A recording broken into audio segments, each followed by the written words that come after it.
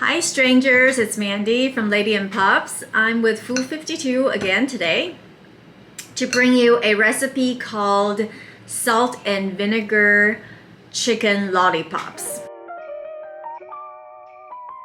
This recipe is basically my interpretation of salt and vinegar chicken, which is I'm assuming that it's kind of an inspiration from salt and vinegar potato chips.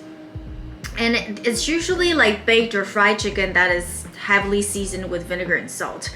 And today I'm bringing you kind of my twist of this idea of a salt and vinegar chicken. So let's start. The first thing we're gonna do is, of course, we're going to create these lollipops, right? So basically you have a chicken drumstick here, right? I mean chicken wing drumsticks. I'm going to cut off the tips here with a heavy chicken shear just to expose the bone, okay? And then I'm just simply use the scissor to sever all the meat from this central bone here all the way until I can peel it all the way back to the other end of the bone. Sever any kind of tendons that's connecting the flesh to the bone until you can almost like invert the meat, okay? Like that, completely exposed, okay? You want to do it to this extent because when these lollipops fry, the meat is going to contract and shrivel up again, and if then like it's going to kind of like shrink upwards, so you want a good portion of the bone to be exposed when you eat, right? That's hence the lollipop. So you have to peel it all the way back.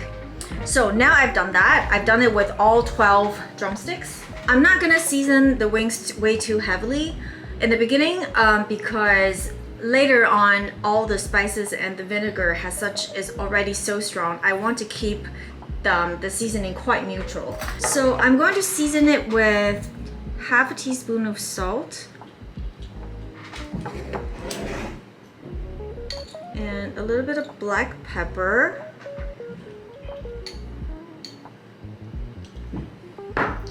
and then half of a beaten large egg. The function of the egg is just so that the chicken has enough liquid on the exterior to pick up the coating later on. Just mix these to make sure that the salt and pepper is evenly distributed. And I'm not really gonna bother marinating these for too long. Again, like I said, the seasoning that's coming later on is so strong. Once it's evenly coated, I'm just gonna set this aside. And then I'm going to make the spice mix, okay? The first thing that I'm going to use is called it's an Indian spice called amchoor powder. This is basically dried mango, unripe mango that is dried then ground. And it has a very sour taste to it, but at the same time, it's not just it's not like sour like vinegar. It has a fruitiness because it is mango after all. So 3 tablespoons of these dried mango powder. I use this spice a lot to season curry or anything that I want to add tanginess to the dish. And again, it's not just sour, it has fruitiness to it, so it's really nice to add it in any dish that you want to introduce a kind of acidity to the dish, okay? If you're familiar with Middle Eastern cuisine, you would know this. This is sumac.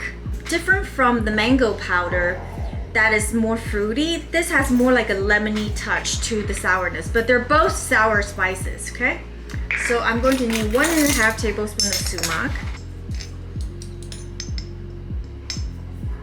Next thing we're going to add is a little bit of garam masala. This is probably, kind of like the standard masala mix in Indian cooking. That's going to really balance out all the sourness that all the intensity of this dish. It's just going to bring it, round it up a little bit, okay? So I'm going to add 1.5 teaspoons of garam masala.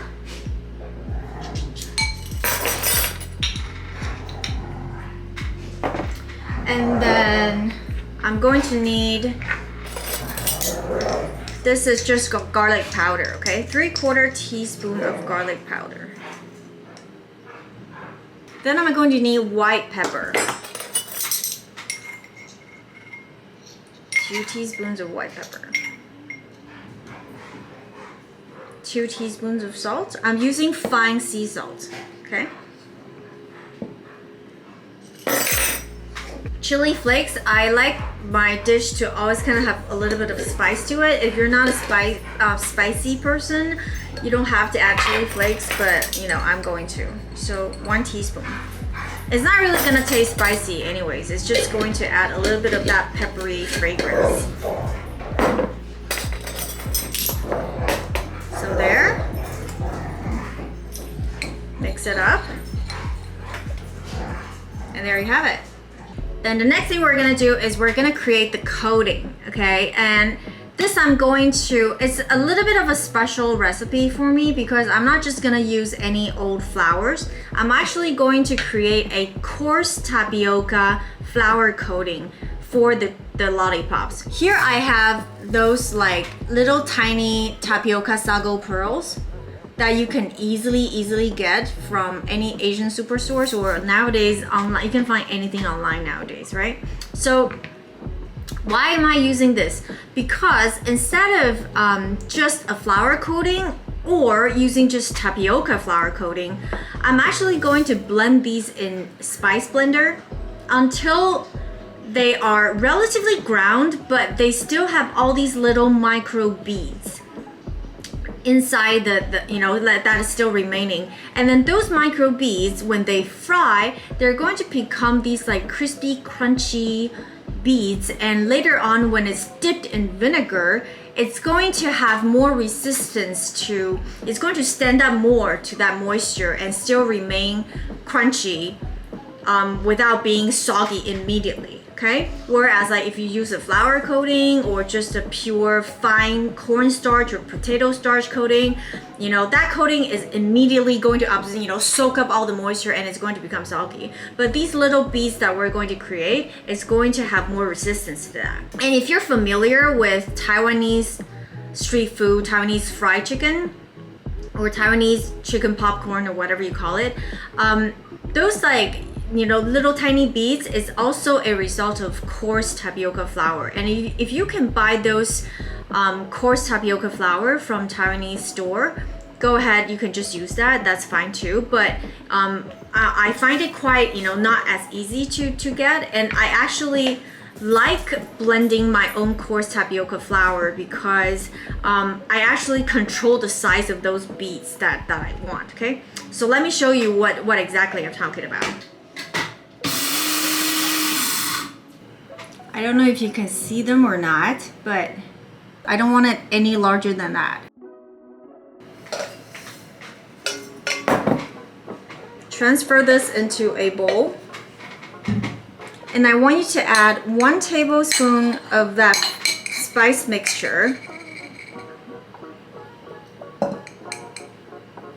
into the flour, and then 1 teaspoon of black pepper as well. And there, that's the coating. Mix well, set that aside, and that's ready. I'm gonna prepare all the components that I need before I fry. So last component, the vinegar, right? So this is what I think, this is a Asian brand, but you know, it's basically the same thing as Heinz distilled vinegar. This is the most common kind, and I think flavor wise the closest to what salt and vinegar potato chips are. But if you can find Chinese white rice vinegar, okay, white rice vinegar, that's probably my preferred choice because it has a more well-roundedness to it instead of this just like, you know, a very sharp vinegary taste that, you know, that I'm not a huge fan of, but if you are, go ahead. So you're going to need half a cup. I have a little bit of these white rice vinegar left, so I'm just gonna use it all. And then for the rest, I'm going to use the distilled vinegar. Again, you can use either one, it's all fine. And then I'm going to add 2 crushed garlic cloves. 2 crushed garlic cloves into the vinegar. Actually, I need to add 1 clove of crushed garlic into the chicken as well that I think I forgot to mention. So I'm gonna do that now. I'm going to add 1 to the chicken and 2 to the vinegar. Just like that. And I'm just gonna set it aside. That's done. And that's all the components that you need to prepare. And we are ready to bread and fry.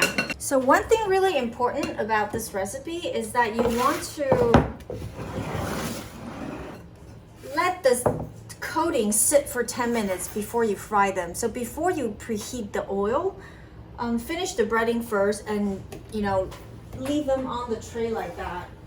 So you pick up the lollipop, and then I don't want to bread the bone part, okay? I just want to bread the meat part. So I have a spoon here, so I basically just spoon the breading, and I give it like a little swirl inside the breading, just so that make sure that it has all the meat part coated. And I kind of shake it lightly, like this, and then I leave it on the tray.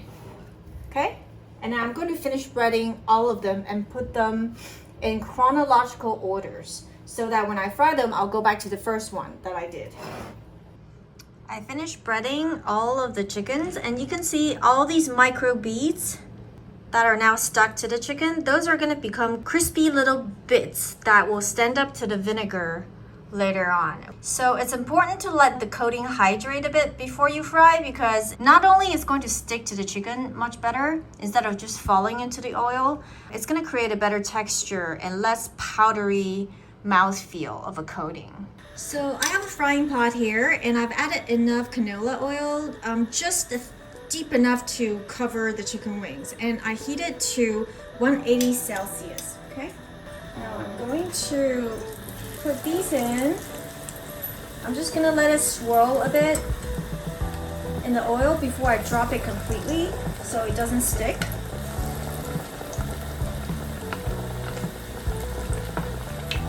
And I'm going to fry about 4 drumsticks at a time in a pot like this. Try not to overcrowd them. I'm gonna keep the heat on about medium. I'm just gonna keep the temperature about 170 to 180 Celsius. And these are going to fry about 5 to 6 minutes depending on the size of the drumstick.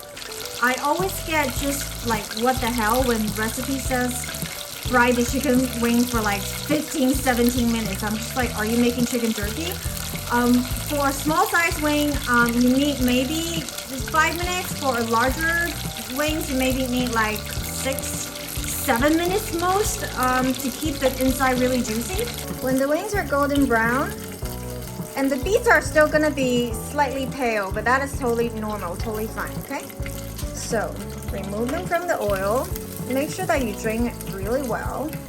During this process, the temperature of the oil is going to climb up a bit above 180. That is totally fine, because when you drop the new wings in, it's going to bring down the temperature of the oil significantly.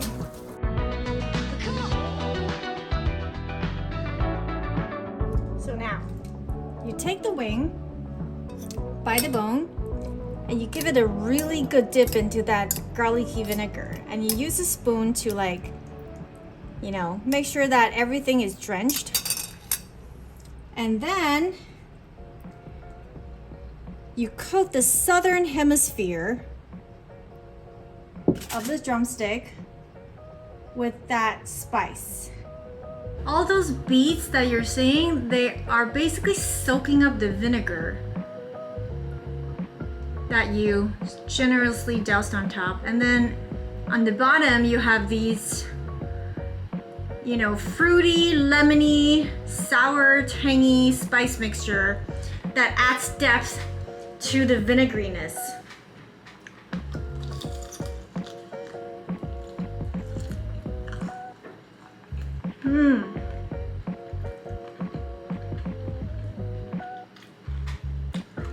Wow. All that crunchiness, all those beads are still staying really crunchy even after the soaking of the vinegar. I mean, it goes without saying that this is a recipe that you want to eat right after you made it. You know, no coating can stand up to, you know, being soaked in moisture and then, you know, left on the counter for like 2 hours. But this one has, you know, this one has been done for like, I don't know, like 3 minutes, and that little tapioca beads are still really crunchy, and it's soaked up all the vinegar.